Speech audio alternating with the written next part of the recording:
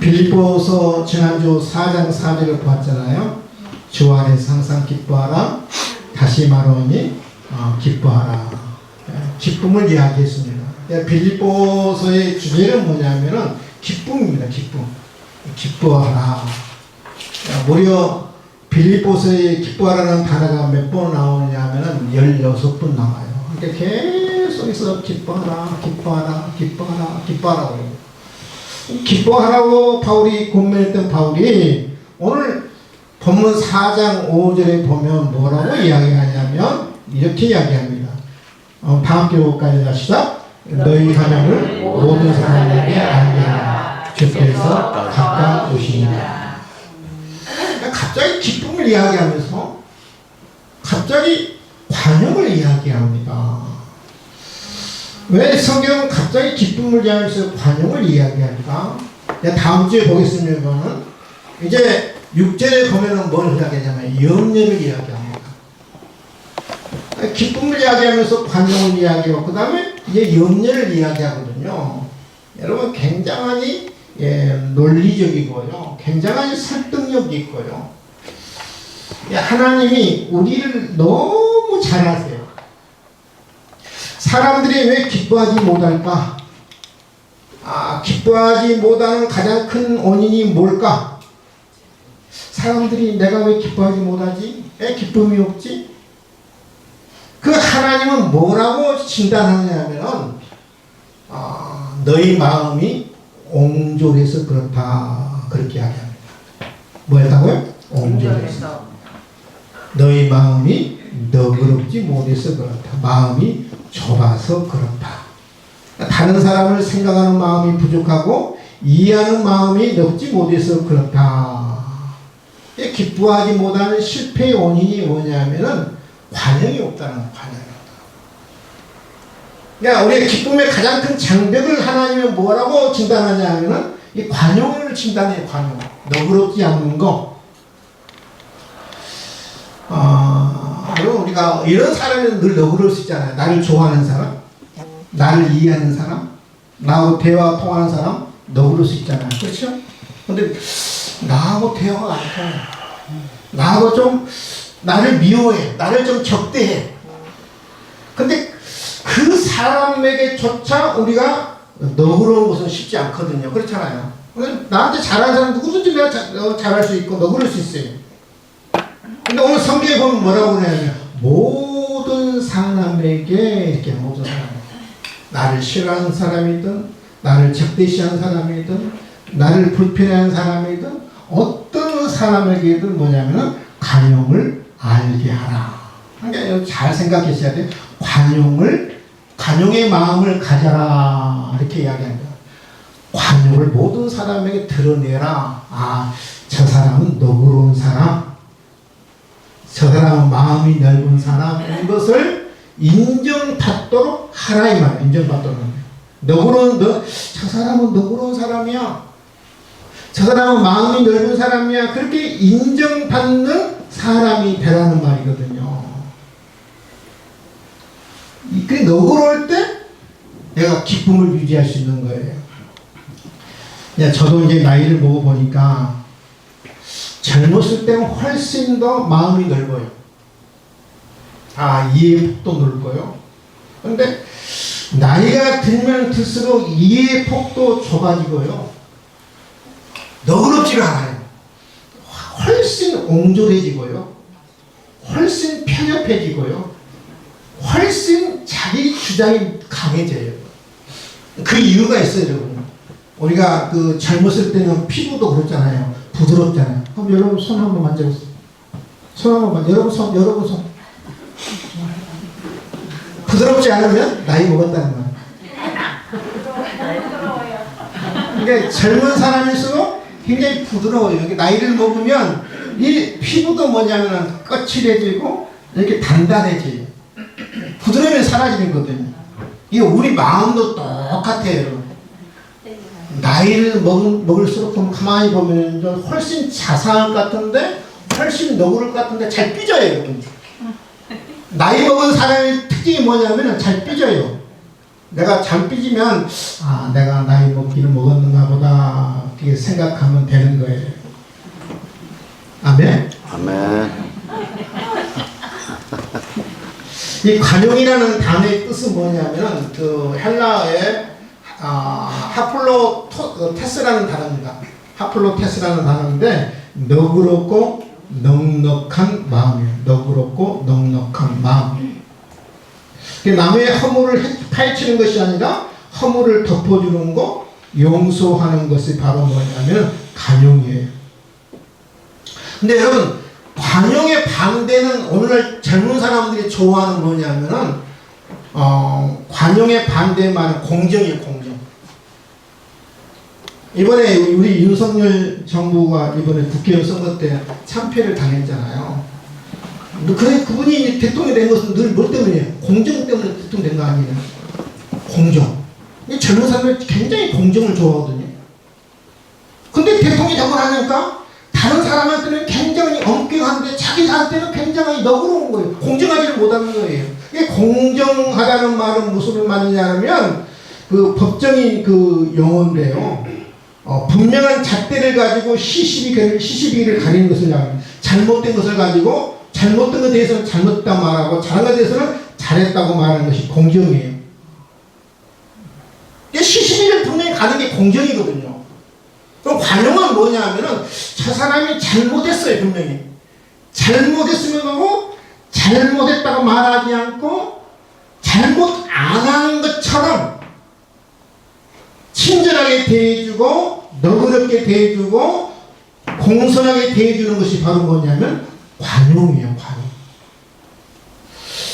그러면 여러분 오늘 사회는 공정을 이야기하는데 성경은 관용을 해요. 정반대잖아요. 잘못했는데 잘못했다 말하지 않고 너그럽게 이해해주고 용서해주는 게 뭐냐면 관용인데 이 공정은 뭐냐면 시시비를 분명히 가리는 거거든요. 우리가 좀 어렵잖아요. 이 공정과 이 관용 어떻게 조화를 이루고 살 것인가 이게 굉장히 중요한 거거든요. 성경 분명히 관용을 해라고 해요. 저 사람 관용의 사람이야. 모든 사람이 알도 그렇게 관용의 사람이 되라고 이야기하거든요. 근데 우리는 늘 어떻게 생각하냐면 나에 대해서는 늘 너그러워요. 관대함. 나에 대해서는 뭐 그럴 수도 있지 다 나를 변명하고 나를 합리화시키는데 다른 사람의 잘못에 대해서는 아주 엄격해요. 엄격해요. 시시비를 분명히 가립니다. 근데 여러분 우리가 이 공정과 관용에 어떻게 조화를 이룰 것인가. 세상 사람들은 남에 대해서는 굉장히 엄격한데 자기 자신은 너무 너그럽거든요. 우리가 지금 봤잖아요. 이 앞번에 문재인 정부 때도 봤고 또 이번에 윤석열 정부 때도 봤잖아요. 저는 여러분 여도 아니고 야도 아니고요. 저는 진보도 아니고 저는 보수도 아니에요. 그렇다는 거예요. 그렇다는 거예요. 근데 우리 예수 믿는 사람들은 이 관용과 공정을 어떻게 적용해야 할 것인가? 나에 대해서는 굉장히 엄격해야 합니다. 공정해야 돼요. 근데 다른 사람에 대해서는 어떻게 하냐면은 관용해야 돼요. 너그러워야 돼요. 이게 성경이 말하는 거예요. 따라합시다. 다른 사람에 대해서는 관용하고 나에 대해서는 공정하자. 엄격하자. 근데 우리 반대로 행동하죠. 나한테는 너무 한없이 너그럽고 남한테는 한없이 엄격하고 까칠하죠.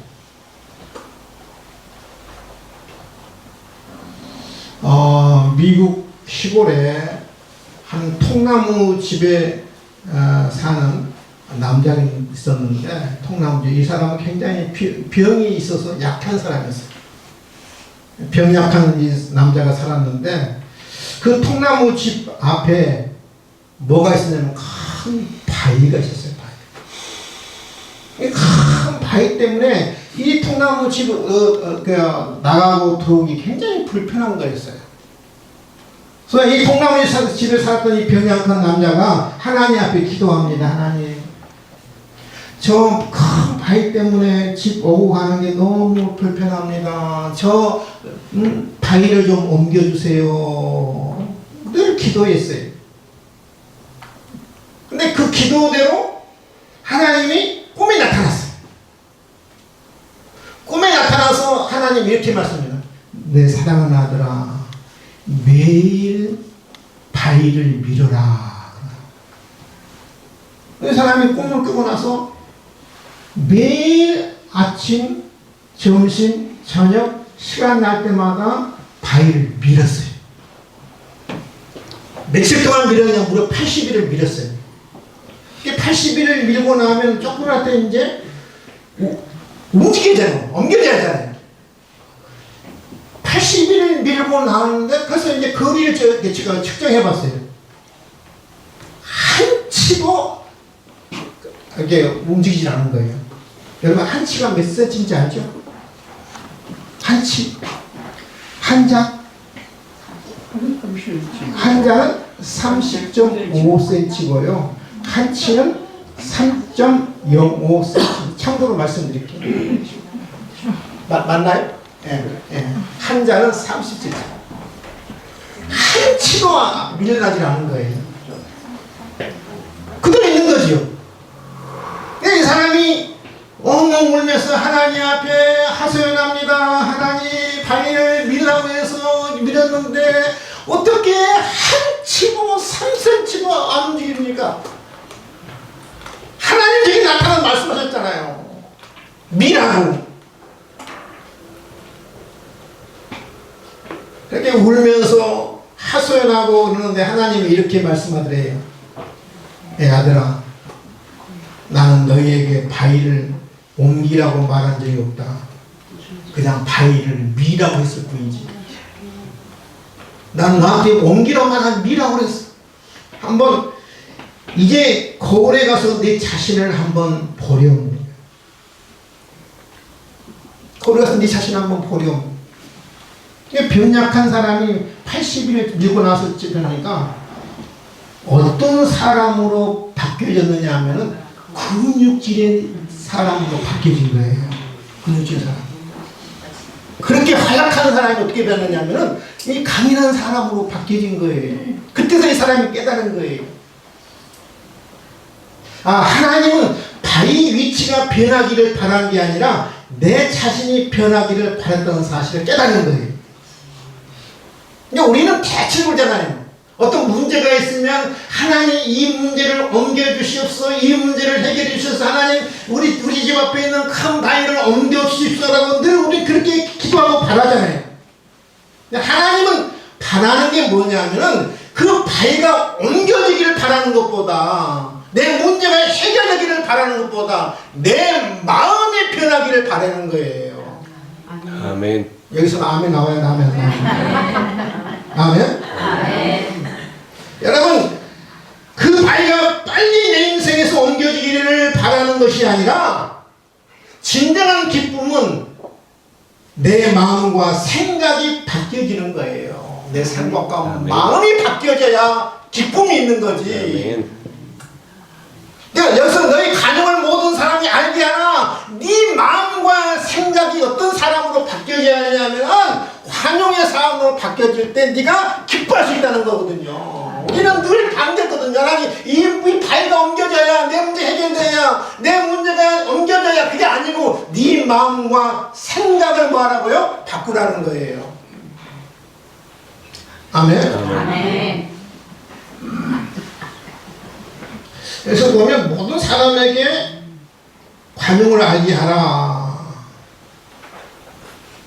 거친 사람이든 친한 사람에게든 원수 같은 사람에게든 관용을 드러내라. 이것은 타협하라는 말이 아니거든요. 반목하고 대립하고 비판하고 비난하지 말고 이해하고 용납하라는 말입니다. 용납하고 이해하라. 우리 그리스도인들이 세계 대열 예화인데요. 예전에 기독교 잡지사에서 목사님들 대상으로 설문조사를 했어요.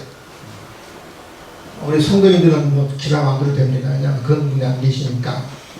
설문지 질문 가운데 이런 질문이 있었습니다. 교회에서 제일 불편한 사람이 누군가요? 교회에서 제일 무서운 사람이 누군가요? 목사님들에게 설문조사를 했어요. 누구에게? 첫 번째가 40일 금식 기도한 사람. 두 번째가 새벽 기도 제일 잘 나오고 한 번도 안 빠지고 철학기도 매번 나오는 사람. 두 번째. 세 번째가 신학 공부한 성도. 한번 생각해 보세요.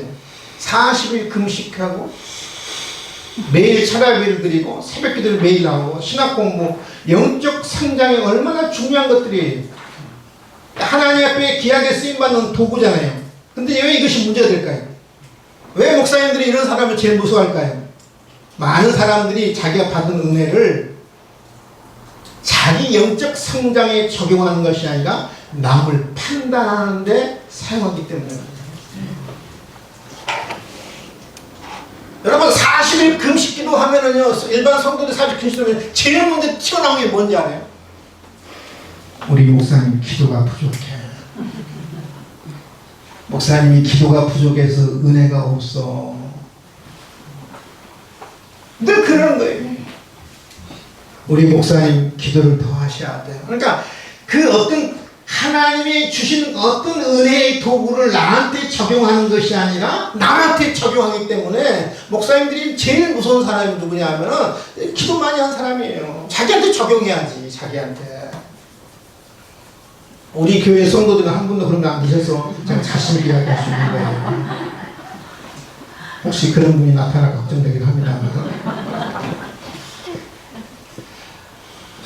여러분, 우리 사람은요, 저도 마찬가지야. 여러분도 다 마찬가지야. 우리 사람은 고슴도치예요. 따라합시다. 나는 고슴도치다. 고슴도치다. 여러분 가만히 보세요. 모든 그 동물들은요, 이동할 때 혼자 안 움직여. 이동을 안 해요. 누도 그렇고 개미도 그렇고 들소들도 그렇고 집단도 움직이잖아요. 그렇죠? 하다못해 작은 개미도 혼자 움직이는 것이 아니라 집단으로 움직여요. 근데 고슴도치는 혼자 다녀요. 혼자 이동을 해요. 여러분 고슴도치가 혼자 다니는 것을 고독을 좋아해서 그럴까요? 고독을 사랑해서 그럴까요? 그건 아니에요, 여러분요. 여러분 이 고슴도치들도 함께 필요할 때가 있어요. 언제냐? 추울 때. 추울 때는 이 고슴도치도 함께 있는 것을 필요로 해요. 근데 여러분 보세요. 이 고슴도치가 함께 하는 순간에 문제가 생기는 거예요. 왜요? 고슴도치 이 등에 뭐가 박혀 있어요? 가시가 박혀 있어요. 근데 함께 하면 남을 찌르는 거예요. 상처를 주고 상처를 받는 게. 우리 사람은 그래요. 사람은요. 누구든지 다 나는 고슴도치예요. 나는 안 그렇다 생각하지요. 아니에요. 다 저도 그렇고 여러분도 그래요. 다 고슴도치예요. 고슴도치. 다 상처를 줘요, 여러분. 그래서 여러분 우리가 함께 살아가는 사람에게 가장 필요한 덕목이 뭐냐면, 그래서 관용이고 너그러움이고 그래서 용서한 거예요. 여러분 한 집안에 사는데 관용이 없다, 너그러움이 없다, 용서 없다, 그럼 뭐가 그 집안이 뭐가 돼요? 지옥이 되는 거예요. 지옥이 되는 거예요. 우리 교회가 뭐가 되냐면 이 천국의 어떤 모형이 아니라 지옥이 되는 거예요. 근데 우리는 누구에게 제일 많이 관용을 베풀어야 하냐면은 제일 가까운 사람에게 관용을 베풀어야 돼요. 함께 사는 사람, 가족에게. 남편은 누구에게 관용을 베풀어야 돼요? 제일 가까운 사람? 아내에게. 아내는 누구한테 관용을 베풀어야 돼요? 남편에게. 또 아버지와 엄마는 누구에게 관용을 베풀어야 돼요? 자식에게. 근데 여러분 보세요. 가까운 사람일수록 여러분 남한테는 그렇게 잘합니다. 웃으면서 이야기도 합니다. 친절합니다. 근데 내 남편, 내 아내한테는 얼마나 옹졸한지, 아무것도 아닌 것 같고 싸우고 소리 지르고. 그래 안 그래요? 솔직히 해봅시다. 제가 결혼해서 제 아내의 불만이 항상 그거였어요. 지금도 그 불만이. 왜 성도들 친구들한테는 그렇게 잘 웃고 잘 대해주는데 왜 나한테는 이 모양이 되는 거예요? 왜 안 하고 왜 그러냐는 거예요. 제가 반성을 많이 하고 요즘 잘해주려고 무척 노력을 해요. 그래서 요즘은 내가 소리도 안 지르고 화도 안 내고 너그럽게 대하려고. 왜냐하면은 제가 노년에 제가 제 아내한테 구박하면은 제가 결국은 저한테 돌아오거든요. 제 안에 좀 성깔이 좀 있어요. 안 갚으면 되는 성깔이 있어요. 제 성격이 나니까 이게 누구한테 관용을 베풀어야 하냐면 가까운 사람에서, 제가 지난주에 얘기했잖아요. 가까운 사람일수록 뭐 하자? 예의를 지키라는 거예요. 예의를 지키라는 거예요. 그러니까 내 자식이든 내 아내든 남편이든 누구 대하실 때면 남 대하실 때 하면 돼요. 남한테는 안 그러잖아요. 예의 지키잖아요. 그렇지요? 원래 공손하게 하잖아요. 그렇게 함부로 안 하잖아요. 욕 안 하잖아요. 쌍시옷 안 하잖아요. 시 안 하잖아요. 근데 누구한테는 시 들어가요? 남편한테는 시 들어가. 예, 관용은 누구한테 관용이냐? 가까운 사람에게 너그러 해야 돼요. 믿으시면 하면? 네. 또 이렇게 이야기해도 집에 들어가자마자 소리 지르고 또 은혜 다 까먹고 또.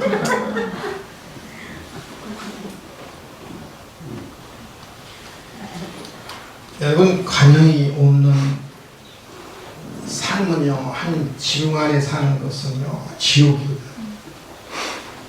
우리나라 정치판이 왜 이 모양이에요? 관용이 없잖아요.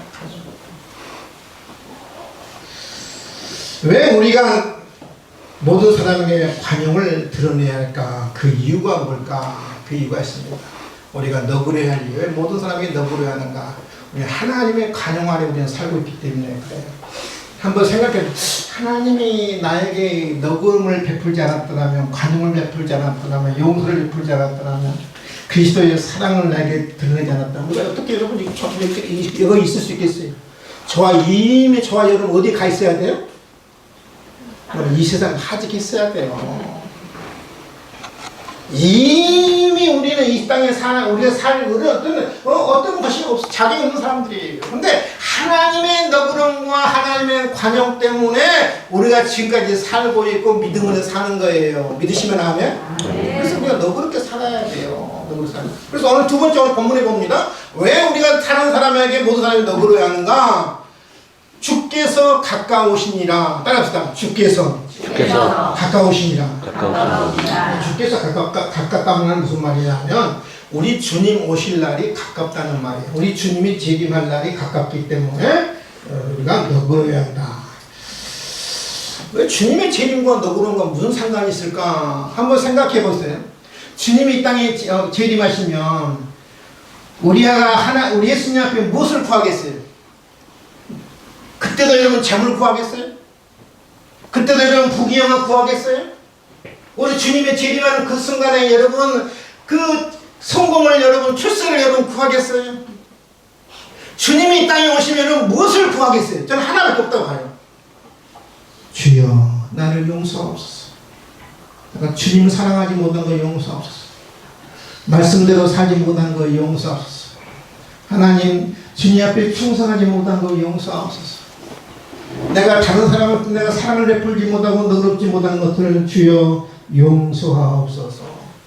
내가 주님이 꼭 오시는데 우리는 주님이 오시면 우리는 계속 주여 나를 용서하옵소서. 주의 관용과 주의 자비와 주의 너그러움을 우리는 구해야 할 사람들이기 때문에 꼭 주님 앞에 주님의 너그러움을 구해야 할 사람이기 때문에 우리 모든 사람이 뭐 하냐면 너그러워야 한다는 거예요. 아멘? 아멘. 저는 하나밖에 없다고 봐요. 주여 나에게 너그러움을 용서해 주옵소서.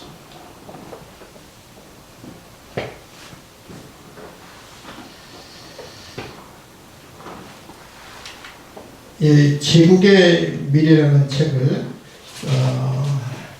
미국의 에이미 추아라는 교수가 쓴 책인데요. 이 내용을 보면은 이렇습니다. 이 지구상의 그동안 역사 가운데 많은 제국들이 생겨나고 많은 제국들이 사라지고 많은 나라들이 생겼다가 많은 나라들이 사라졌던 지구상에. 근데 그 페르시아라든지 로마라든지 그리스라든지 몽골이라든지 스페인이라든지 네덜란드라든지 영국이라든지 일본이라든지 미국은 다 보면 세계에서 다 제국주의고 제국주의. 다른 나라를 점령하고 정복하고 침략하고 정복. 그래서 나라를 영토를 확장하고 군사력을 확장했던 사람들이 다 뭐냐면 이 제국이에요. 제국. 미국도 제국주의거든요. 일본도 제국주의고. 다른 나라를 침략하고 침공하는 거예요. 근데 이 에이미 추아라는 이 교수가 어떤 결론을 내느냐면 제국주의가 계속해서 확장하고 망한 이유를 설명합니다. 왜 그렇게 잘 나가던 제국주의들이 왜 망했는가? 또 어떤 제국주의는 계속해서 확장하고 팽창하고 있잖아요. 특히 대표적으로 미국이라든지 일본은 망했지만 어떤 제국주의는 계속 확장하고 이렇게 확대되고 있는가? 군사력도 확대되고 또 이렇게 국력도 확대되는가? 딱 하나예요. 제국주의가 확장되는 나라들을 보면은 그 국민성이 관용이 있다. 관용, 너그럽다. 여러분 세계 우리 역사를 보면 제 영토를 많이 차지했던 그 나라가 몽골이잖아. 몽골. 징기스칸. 역대 가장 큰 그 영토를 차지했다. 이 징기스칸의 여러분 그 삶의 취향을 보세요. 얼마나 관용이 넓은지 모릅니다. 정복하긴 했어요. 항복하지 않은 나라는 철두철미하게 증거를 했습니다만, 그러나 항복한 나라는 그야말로 모든 것을 다 이렇게 양보하고 다 그들의 어떤 문화라든지 언어라든지 다 이렇게 허용을 했거든요. 종교라든지. 그런 나라는 점점 확장됐는데 이제 그 관용이 없어지면 나라가 망했다는 거예요. 제국주의가 망했다는 거예요. 망했잖아요. 몽골도 망했잖아요. 스페인도 망했잖아요. 로마도 망했잖아요. 그리스도 망했잖아요. 팔레스타인도 망했잖아요. 페르시아도 망했잖아요. 이건 국가건 나라건 기업이건 개인이건 똑같다는 거예요. 관용이 있는 개인, 관용이 있는 기업, 관용이 있는 나라는 점점 국력도 이렇게 점점 더 강해진다는 거예요. 개인도 마찬가지, 개인도. 관용이 있는 사람이 점점 잘 되는 거예요. 하나님 앞에 복을 받는다는 거예요.